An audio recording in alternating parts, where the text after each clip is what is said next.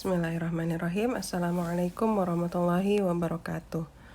How are you getting on? Kaifa halukum? Bagaimana kabarnya teman-teman level 5? Semoga semuanya dalam keadaan yang sehat walafiat. Baik teman-teman, sebelum dimulai pembelajaran kita hari ini, mari kita mulakan dengan melafazkan doa terlebih dahulu. Let's pray. A'udzu billahi minasyaitonir rajim. Bismillahirrahmanirrahim. Rabbi zidni ilma warzuqni fahma. Amin ya rabbal alamin. Oke, alhamdulillah.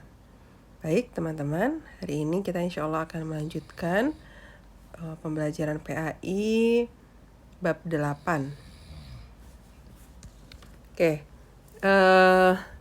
kita sebelum bahas ke tema selanjutnya, kita akan bahas terlebih dahulu terkait dengan hijrah Rasulullah SAW. Jadi Rasulullah mulai keluar dari rumah beliau itu pada tanggal 28 Safar.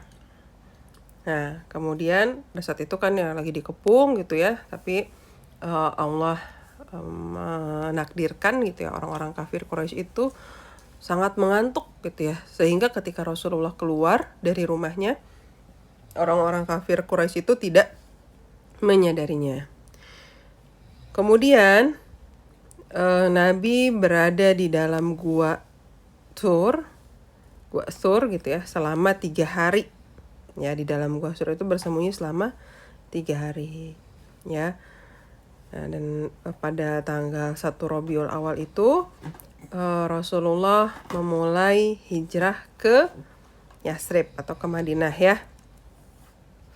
Nah, kemudian pada tanggal 8 Rabiul Awal Rasulullah tiba di Quba. Ya, kemudian di sana beliau mendirikan masjid ya, yang dinamakan Masjid Quba. Nah, kemudian pada tanggal 12 Rabiul Awal akhirnya Rasulullah tiba di Madinah ya, dan disambut dengan kegembiraan.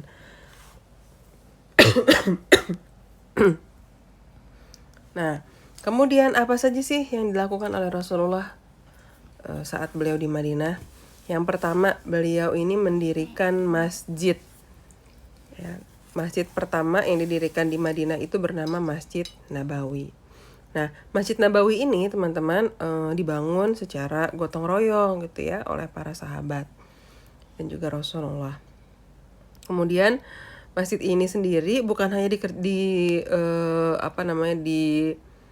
tempat gitu ya. Masjid itu bukan hanya tempat untuk sholat, tapi di masjid ini digunakan untuk mempersatukan umat.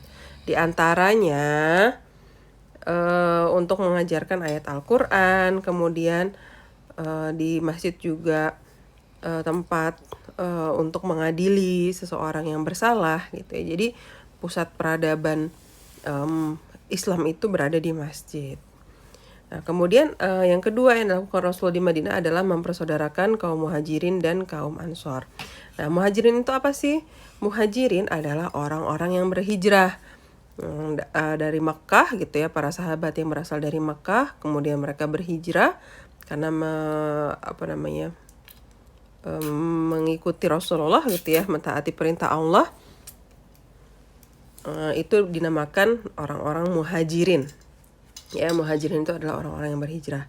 Kemudian kalau Ansor itu adalah orang-orang muslimin yang berada di Madinah, mereka yang menyambut para muhajirin. Nah, orang-orang Ansor ini membantu para muhajirin.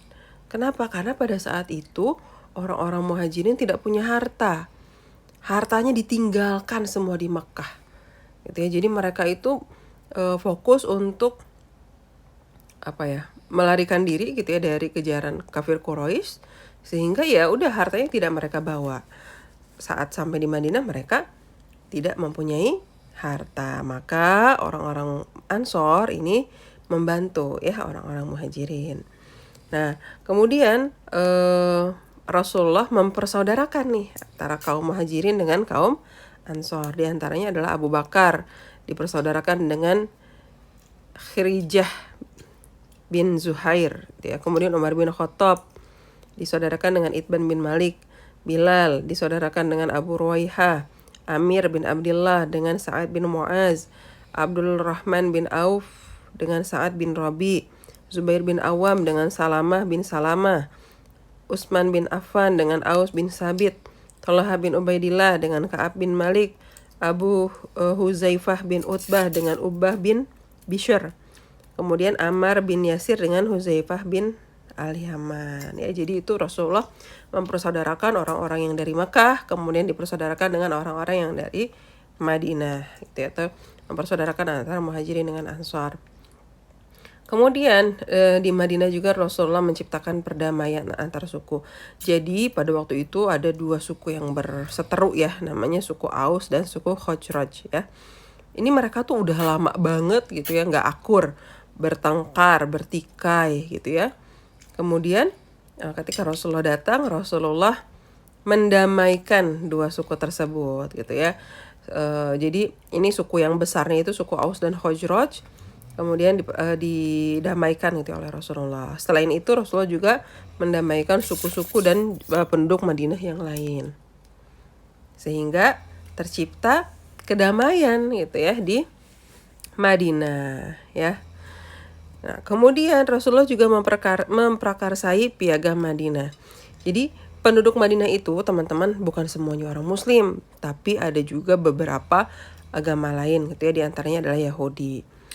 Nah, jadi untuk menjembatani adanya perbedaan tersebut gitu ya, Rasulullah membuat piagam Madinah gitu ya, agar hak dan juga kewajiban setiap penduduk ini dapat terjamin, keamanan penduduk dapat terjamin gitu ya, seperti itu. Nah, isi piagam Madinah yang pertama adalah seluruh masyarakat yang turut menandatangani piagam ini harus bersatu di bawah kepemimpinan Rasulullah. Jadi orang-orang atau suku-suku yang bersepakat gitu ya dengan piagam Madinah harus mengakui gitu ya bahwa Rasulullah ini adalah pemimpin gitu ya. Dan harus bersatu gitu ya di bawah kepemimpinan Rasulullah. Kemudian jika salah satu kelompok yang turut menandatangani piagam ini diserang oleh musuh, kelompok yang lain harus membelanya gitu. Jadi saling tolong menolong juga ya. Kemudian yang ketiga, tidak satu kelompok pun diperkenankan mengadakan persekutuan dengan kafir Quraisy atau memberikan perlindungan kepada mereka atau membantu mereka mengadakan perlawanan terhadap masyarakat Madinah. Nah, ini karena orang-orang kafir Quraisy ini orang-orang yang sangat pada saat itu sangat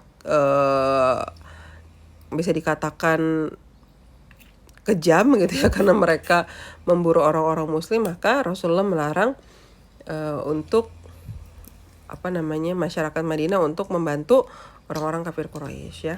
Kemudian orang Islam, Yahudi dan seluruh warga Madinah yang lain bebas memeluk agama masing-masing dan mereka dijamin kebebasannya dalam menjalankan ibadah sesuai dengan agamanya masing-masing.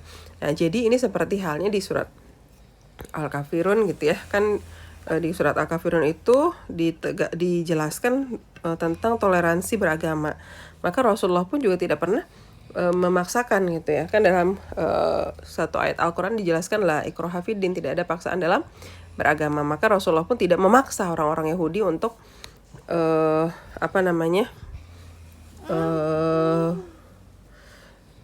tidak memaksa untuk masuk Islam gitu ya, tapi mereka diberikan kebebasan untuk memeluk agamanya masing-masing. Kemudian yang selanjutnya dilarang melakukan setiap bentuk penindasan. Nah, ini untuk saling menjaga, ini untuk menjaga kedamaian di kota Madinah gitu ya, maka Rasulullah melarang untuk adanya penindasan. Kemudian mulai hari ini segala bentuk permusuhan dan pertumpahan darah, pembunuhan dan penganiayaan diharamkan di seluruh negeri Madinah. Ya, ini juga sama ya, untuk menghindari ketidaknyamanan ya. Kemudian yang terakhir, Muhammad Rasulullah menjadi pemimpin di Madinah dan menjadi hakim tertinggi. Nah, kemudian kita lanjutkan lagi, dakwah Rasulullah di Madinah apalagi sih? Nah, yang selanjutnya adalah mempertahankan agama dengan kekuatan ya. Jadi ternyata gitu ya, setelah adanya piagam Madinah, orang-orang Yahudi ini membelot gitu ya. Mereka mengkhianati perjanjian ya, mengkhianati kesepakatan yang tertera dalam Piagam Madinah. Ya, mereka ini melakukan kerjasama gitu ya dengan orang-orang kafir Quraisy, ya, sehingga akhirnya terjadi peperangan gitu ya, karena orang-orang Yahudi ini tidak menepati Piagam Madinah. Nah, di antara perang yang terjadi itu pada saat pada saat itu perang yang terjadi di antaranya adalah perang Badar, perang Uhud, dan juga perang Khandaq. Oke, kemudian yang selanjutnya dakwah Rasulullah di Madinah adalah dengan menjadi suri tauladan, gitu ya. Seperti yang kita ketahui bahwa dalam diri Rasulullah itu terdapat suri tauladan yang baik ya. Laqad kana lakum fi Rasulillahi uswatun hasanah. Nah, jadi memang Rasulullah itu adalah panutan gitu ya. Sehingga pada saat Rasulullah di Madinah pun beliau menjadi suri tauladan yang baik. Di antaranya beliau bersikap adil gitu ya. Bahkan ketika ketika itu Rasulullah menyampaikan gitu ya, jika Fatimah binti Muhammad mencuri gitu ya, maka tetap Fatimah akan dipotong tangannya gitu ya. Tapi kan Fatimah tidak melakukan pencurian ya. Tapi ini menandakan bahwa Rasulullah ini bersikap adil ya. Kemudian Rasulullah juga bersikap peduli gitu ya, saling membantu, tolong menolong gitu ya. Kemudian juga berhati lembut, ya, lemah lembut dalam tutur kata, dalam sikap, dalam perilaku gitu ya. Rasulullah itu merupakan orang yang lembut. Kemudian Rasulullah juga penyayang terhadap anak yatim, selalu menyantuni anak yatim ya, dan juga penyayang kepada sesama. Nah, yang terakhir Rasulullah membiasakan musyawarah dalam menyelesaikan masalah. Jadi ketika ada suatu permasalahan gitu ya, Rasulullah akan berdiskusi dan juga bermusyawarah gitu ya dengan para sahabat. Beliau ini mencari solusi terbaik gitu ya. Contohnya apa? Contohnya saat menyusun strategi untuk perang. Beliau akan meminta pendapat para sahabat gitu ya terkait dengan strategi perang gitu ya. Dan beliau ini mempunyai pandangan yang terbuka gitu ya. Beliau ini terbuka dengan pandangan yang berbeda dan tidak pernah memaksakan kehendak ya. Nah, kemudian poin yang selanjutnya akan kita bahas adalah hikmah dan pelajaran dari dakwah Rasulullah di Madinah ya.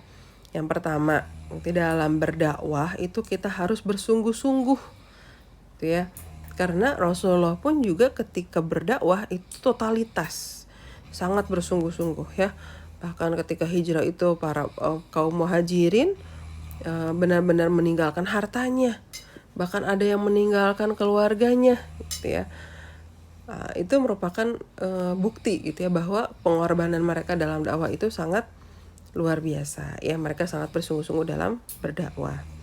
Kemudian hikmah yang kedua adalah masjid ini selain untuk ibadah juga bisa untuk bermusyawarah.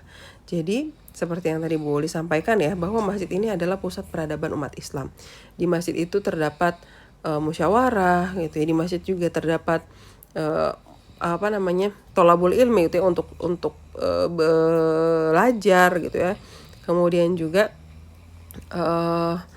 pusat pergerakan atau ketika Rasulullah menyusun strategi juga ada di masjid gitu ya. Nah, itu Masya Allah ya. Jadi peran masjid itu sebenarnya bukan hanya untuk sholat saja gitu ya, tapi juga pusat peradaban ya. Kemudian yang ketiga adalah bersatu dan bekerja sama dalam berdakwah. Jadi dalam berdakwah itu kita nggak bisa sendirian. Kita harus bersama-sama gitu ya. Kenapa kita harus bersama-sama? Karena musuh Islam itu sangat kuat juga gitu ya. Kalau kita ngelawannya sendirian ya kita nggak akan bisa menang. Makanya butuh kerjasama ya. Kemudian yang selanjutnya adalah contoh yang baik untuk orang lain. Jadi sebagai seorang muslim gitu ya, dan sebagai umatnya Rasulullah, sudah selayaknya kita untuk meneladani sikap dan sifat beliau gitu ya.